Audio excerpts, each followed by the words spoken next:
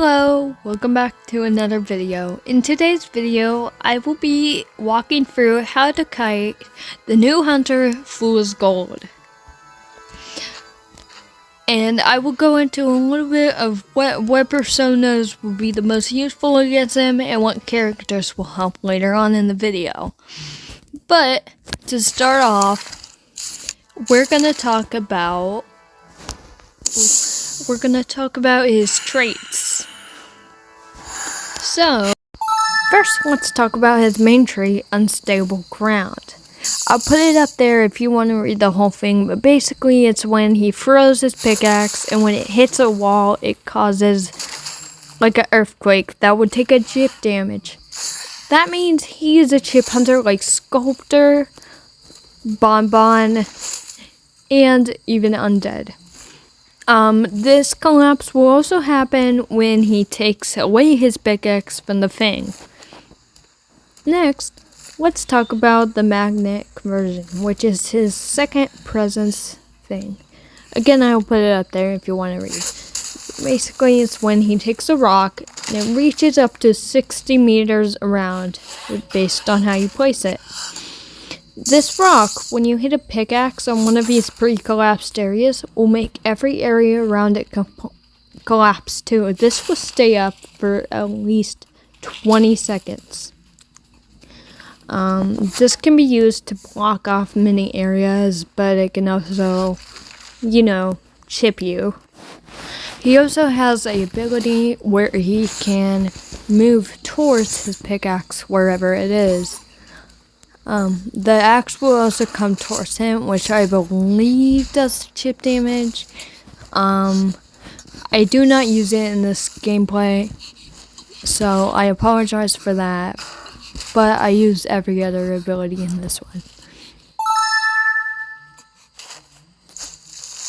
I will briefly talk about his movement speed. So his movement speed is 4.64 meters per second, which is pretty average but slow for a hunter. So he's more on the slower side. He has a similar speed to hunters like Sculptor, Naiad, and Mind's Eye, just to name a few. This means that Fool's Gold's greatest enemy is distance. Survivors that can gain a lot of distance in a short amount of time are very hard for Fool's Gold to counter, especially since his power doesn't extend very far. Now it's time to talk about the next part, which is web personas. Web personas can be very important depending on the hunter, but it can also matter as a team what web persona you have. But the web persona that I'm going to recommend to you here is when you're doing solo queue or just a kiter in general. For Fool's Gold, I would recommend this persona web. This persona web has many things that can help gain distance and buy you lots of time against him. The most important thing you want to have while going against Fool's Gold is knee-jerk reflex. This will allow you to vault over windows and pallets and give you a large speed boost that will last a couple of seconds. These couple of seconds can be very important while transitioning to a new wall area, so his collapsed area can't reach you as easily. The best places to kite Fool's Gold successfully is in places with multiple walls, like buildings and just ruined areas. These areas also need lots of pallets and windows, which is useful for every hunter. But the reason why multiple walls can be really useful against Fool's Gold is because even with the rock, he can't collapse every wall and make all of the walls dangerous. So he won't be able to get you down as easily, where he has to figure out which wall are you going to next. Later on in the video, I will walk through footage of me kiting Fool's Gold, and I will explain to you why this area is a good spot to go against Fool's Gold. kiting Fool's Gold may be hard to figure out at first because he is a lot different compared to other hunters like Nightmare, Nightwatch, Naiad, and even Sculptor. To kite him, you have to obviously stay away from his purple lining collision spots. These spots happen near lines, so it's best to try to kite away from the walls, completely opposite from Nightmare. Because Nightmare, you want to stay as close to walls as possible, but Fool's Gold, you have to stay away from walls. That doesn't mean they're bad. You can still use these walls to your advantage.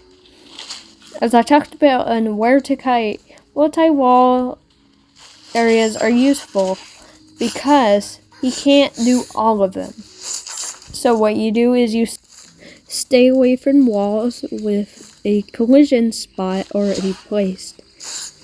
Because if you're in it, he could potentially chip you, and you do not want that. Especially if you're already chip away from going down. So what you do is you circle around the collision to a nearby window, pallet, or even just another wall may work. It just depends how much distance you have away from him.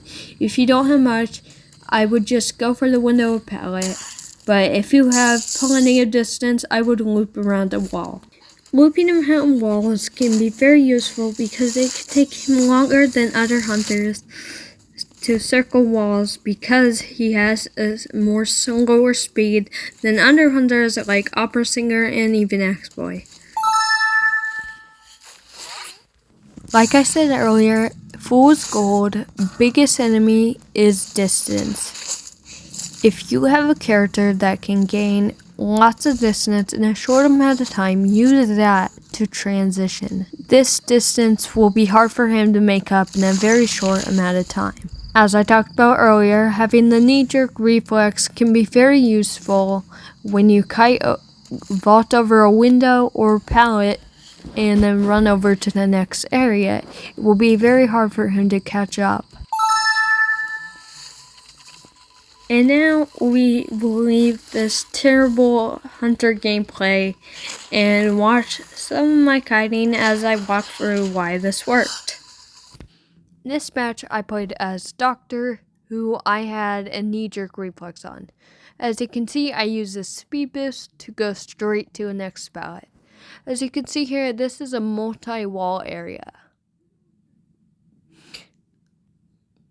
So I loop around this wall here because I can see that I have enough distance.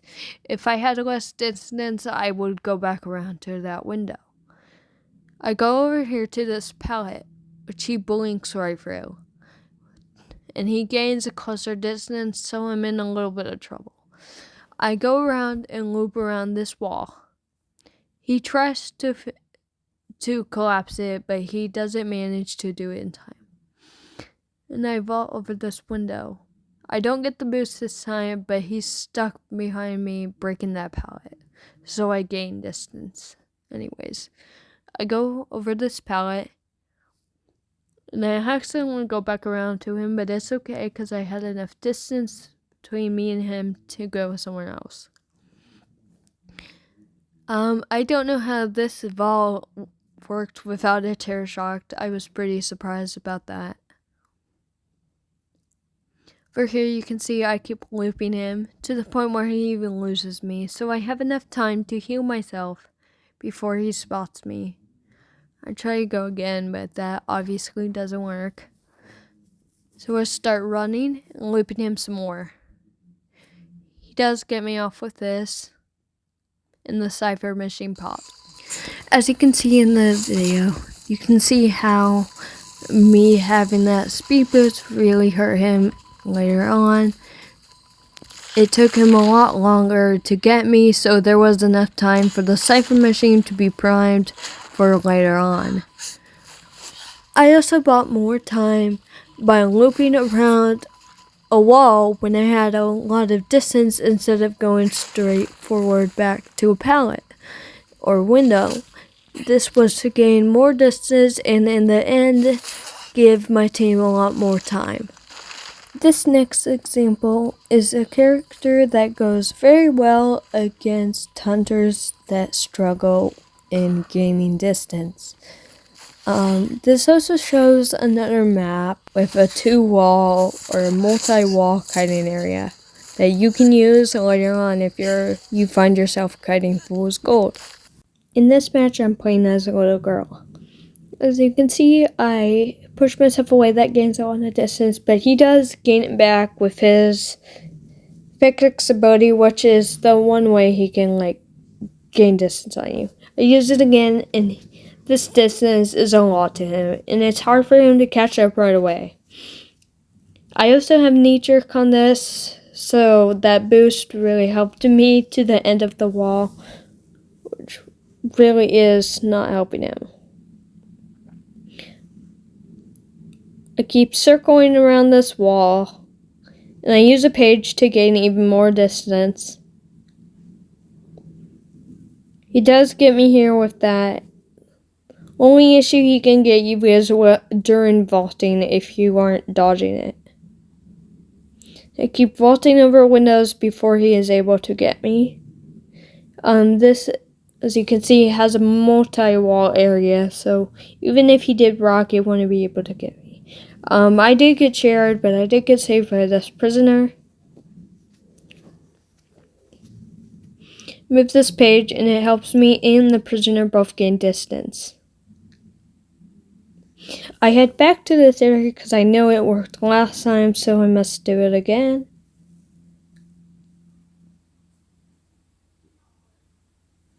The cipher does get popped at this point because he does manage to hit the prisoner. Use a page that gains me very much distance away from the hunter. I wait here to see what he's gonna do, which in reality I shouldn't have done that. I use my speed boost to get over to the next window. He uses this rock, but as you can see, it's not really effective because I go straight back to the area his rock is not affecting. So I keep looping him around walls.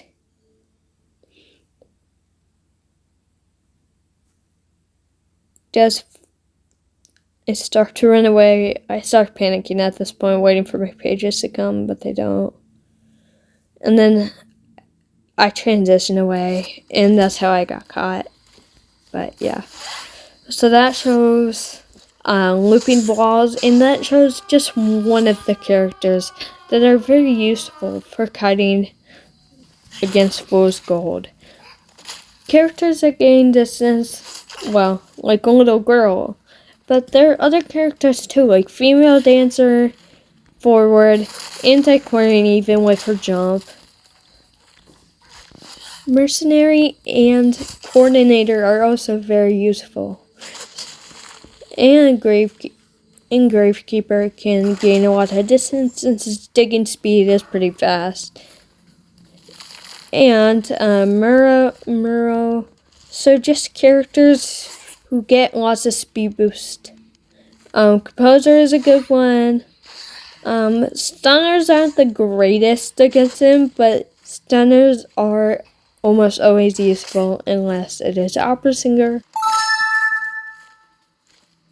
Overall, what I could say to Kite Fool's Gold is just distance. Try to play characters or have web personas that really zone in on distance. Distance is very important against him as he has a very hard time catching up to you. And remember to try your best to kite in places with multiple walls and pallets and windows, of course. Anyways, I really hope you guys enjoyed this video, and I hope this guide might help you in kiting fool's gold in the future. If you guys want any more hunters you want me to walk through how to kite, I will.